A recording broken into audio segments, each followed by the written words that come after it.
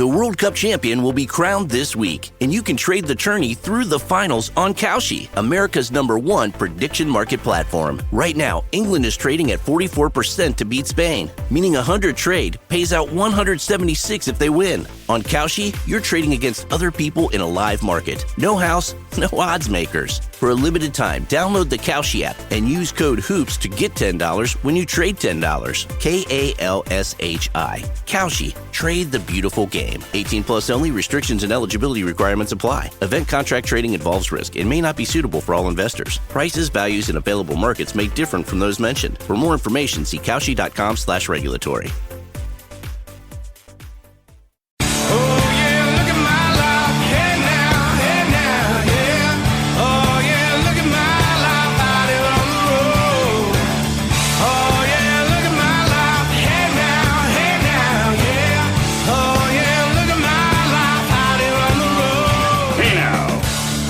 Hey now!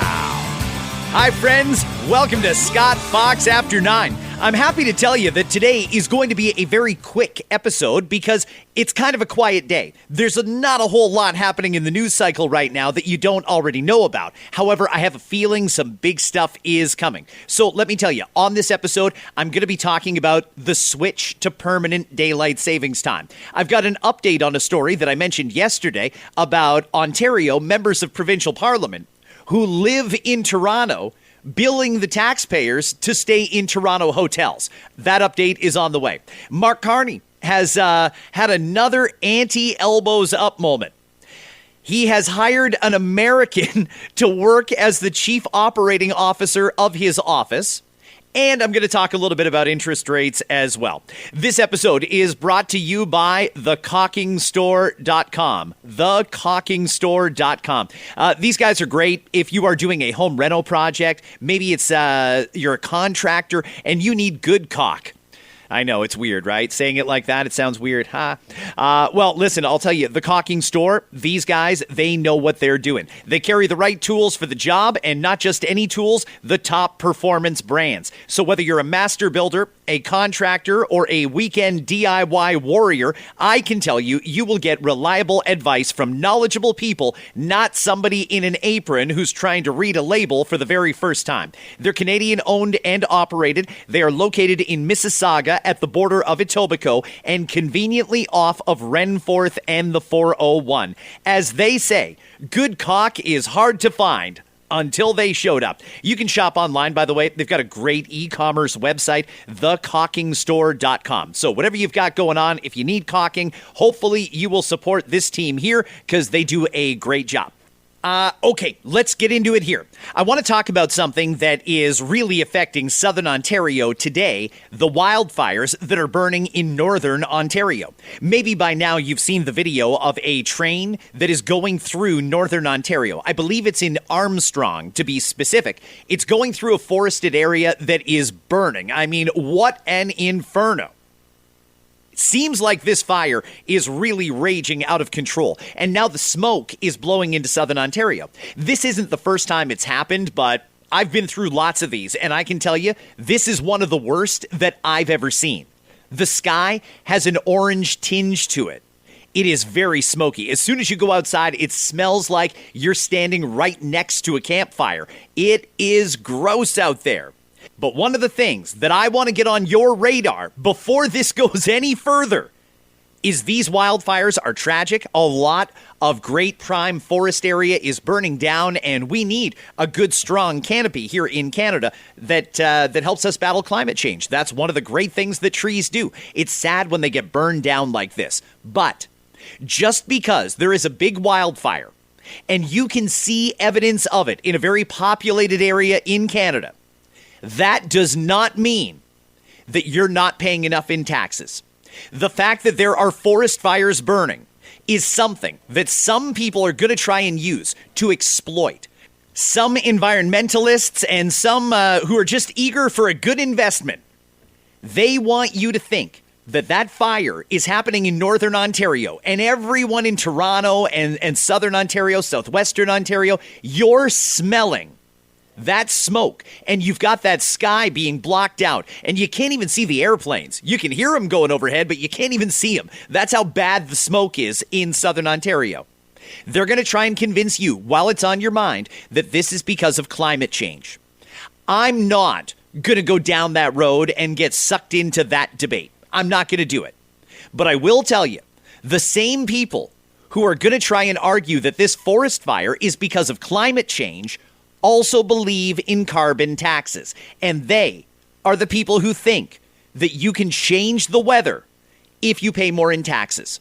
Well, I'm here to tell you, no matter how much you pay in taxes, it probably would not have stopped this fire because, of course, paying taxes is not doing anything for the environment. You can be opposed to a carbon tax, but pro-environment at the same time. How about that? That's what I consider myself. I think that Canada focuses way too much on carbon emissions and not enough on protecting ecosystems and endangered species. I wish we would do more of that here in Canada. That's the kind of environmentalist that I am. And of course, we have to be responsible with the environment and good stewards of it and leave the place better for our kids than we found it from our parents. That is how I feel about the environment. But make no mistake, charging people taxes to try and change the weather is completely crazy, and it's just not going to happen. Canada is a very small fish in a big pond here. You know, until the big countries like America and Russia and China and India, and the list goes on, until they do something, it doesn't really matter what we do, because it's not going to have a big enough impact, certainly not enough to bankrupt the middle class. So while some are going to stand up today and say, this is because of climate change, and use it as an excuse to promote climate taxes, to promote carbon taxes, you should resist that at every turn, because you will not change the weather by paying more in taxes. That's the end of that. In the U.S., yesterday, a big step forward in the switch to permanent daylight savings time. Yesterday, it was the U.S. House, I believe, that voted in favor of all of America going to daylight savings time permanently. And states individually would be allowed to opt out if they choose to. But it would be all of America on daylight savings time all year round, no more changing the clocks. Now, as you likely know, we have a law on the books here in Ontario that means if the Americans do it, and if Quebec does it, Ontario will do it. Our politicians don't need to debate it. This is already decided. We're just waiting on other people. Well, I have to think that if all of New York is going to do this, that means Ontario and Quebec are likely going to do it because they wouldn't want to be an hour ahead or behind one of their biggest trading partners there in New York. So I have to think this is going to happen. And that's fine. I don't like this changing the clocks every or twice every year. I think it's silly, and I think it messes with people way too much. So here's the thing.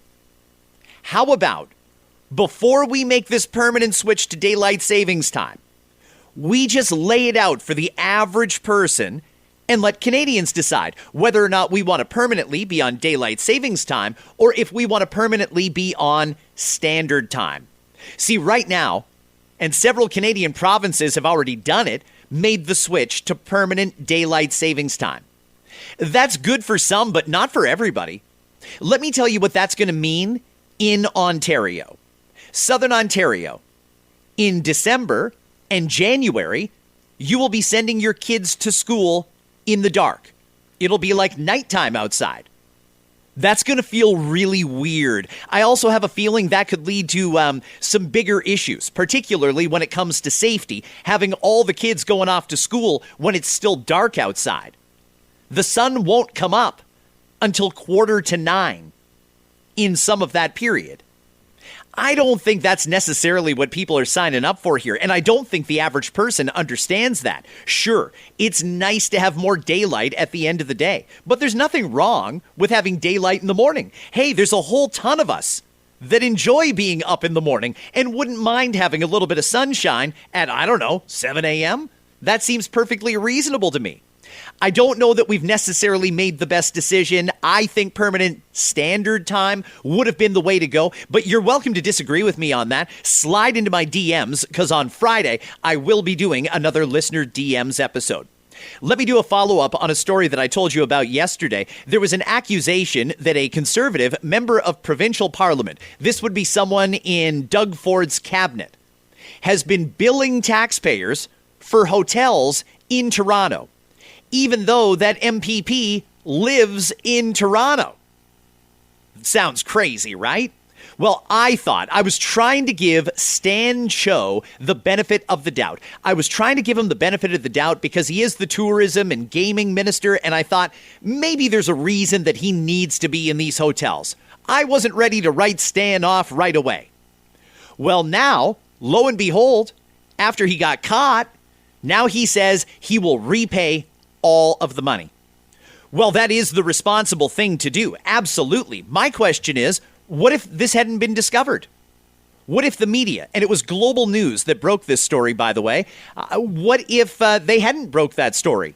Was he just going to get away with billing $16,000 in hotels 6 kilometers from where he lives? That seems completely crazy to me. Hey, if you're an out-of-town politician, you're allowed to have a residence, or you can stay in hotels. There's lots and lots of different options. But billing the taxpayers for a hotel when you live just down the road is bananas. It's unfair, and I think that's an abuse of taxpayer money. You know who else does is Ontario's leader of the opposition. Her name is Marit Stiles, and she is the head of the provincial NDP. Here's Marit. Why did he think it was acceptable to submit these expenses in the first place? The minister's riding is Willowdale. I understand he lives perhaps even closer to Queen's Park. You know what? Late at night, you can hop on a subway. You don't even have to change trains from Queen's Park to get back to Willowdale. So I don't understand it, and I think the people of Ontario deserve answers. Those are fair questions. They really are. We can't have taxpayer money being abused. And by and large, I think that Doug Ford is probably livid. Doug Ford doesn't want any wasted taxpayer money anyway. No, we may differ on what is and isn't waste, but either way, this is unacceptable. The MPPs, and now there are multiple that are being accused here. Multiple. They're going to repay the ones that they can't explain or that they don't have a good excuse for. Okay, well, that's nice. But again, how did this happen? Why did they think it was okay to bill the taxpayers for a hotel when they live just down the road? That, to me, is unacceptable. By the way, the NDP has done the work. They've come up with a list of all of the different MPPs that were billing for these hotels. Let me run down a few of them for you, just a couple. I won't spend a whole bunch of time on this, but I think this is something that taxpayers and voters in Ontario should know about. Hardeep Grewal. He is a Peel Region MPP. He, I don't think, is outside of the 50-kilometer or 40-kilometer radius, so he should not be billing for hotels. He billed $27,275. Nina Tangri, I believe she is a Mississauga member of provincial parliament. $18,976. Stan Cho, he lives 6 kilometers from Queen's Park. $16,203. Charmaine Williams, I believe another Peel area MPP. $15,865. Those are the top 4. There's others that are spending close to $7,000. Paul Calandra, David Smith, Stephen Crawford in Oakville, $6,500 in Toronto hotels. The grand total to the taxpayers was $121,409. That's a crazy amount of money to just throw away of taxpayer money. And again, good, they're going to repay it. They should repay it. That's the right thing to do. But when are we going to have a conversation about what if they hadn't got caught? That was an egregious waste and abuse of taxpayer money. We need to talk about that. Is there any consequence at all? Or is there only a consequence if you get caught that you got to repay some of it? It seems like a very high reward, low risk scenario to just start billing the taxpayers for a whole bunch of stuff and hope you don't get caught if there's no consequences. I think there should be, and by and large, I'm pretty sure Doug Ford is going to be hopping mad about this. I don't doubt for a second he is not going to like this. Next up, Prime Minister Mark Carney has appointed a new chief operating officer for his office. I would have thought that this would have been a trusted advisor, maybe somebody who was like an elder statesman for Canada, like a Bob Rae or someone like that. Maybe they would step in and advise the Prime Minister and keep his office running all tickety-boo. But no, Mark Carney, the guy who is elbows up, the guy who wants us to be our own best customer, the guy who wants us to buy and stay and shop in Canada, that guy, Mark Carney, has brought in an American to run his office. He has promoted in the new chief operating officer position, Maya Johnson, or maybe it's just Maya Johnson. She's an American political operative who worked for Hillary Clinton. How does someone who worked for Hillary Clinton end up as the chief operating officer and likely trusted advisor to the Prime Minister of Canada when we're in a trade war? Oh, and by the way, how's this going to go over with Donald Trump, that Mark Carney has hired one of Hillary Clinton's people? Is that going to be a popular decision? Apparently, Alex Soros is here in Canada again. Second time in 3 months. Barack Obama was here last month. John Podesta was here last month. What's going on? Why are all these people descending on Canada all of a sudden? And how did we end up with somebody who advised or worked for Hillary Clinton as the chief operating officer for the Prime Minister of Canada? You got to admit, that's a little fishy, right? You have to admit that. One more interest rate announcement came down today from that son of a bitch, Tiff Macklem. Rates are staying the same. Most people expected it. I think it was almost unanimous amongst the economists that they were going to leave the rate the same. Let me put this out there. Let me just suggest this. They swear to us that the only way to tame inflation is to raise interest rates and take all of the excess money out of the economy to try and cool the economy so that prices have to come down. That's the philosophy behind what they're doing. They want to take the money out of the middle class's pocket so the middle class can't go out and shop and bid up prices. I mean, that's a theory. Sure. What about this? What if the Bank of Canada said, we're going to bet on the Canadian people. We're going to drop interest rates right back to where they were before that maniac Tiff Macklem started raising them like a madman several years ago. You know how many people lost their house, by the way?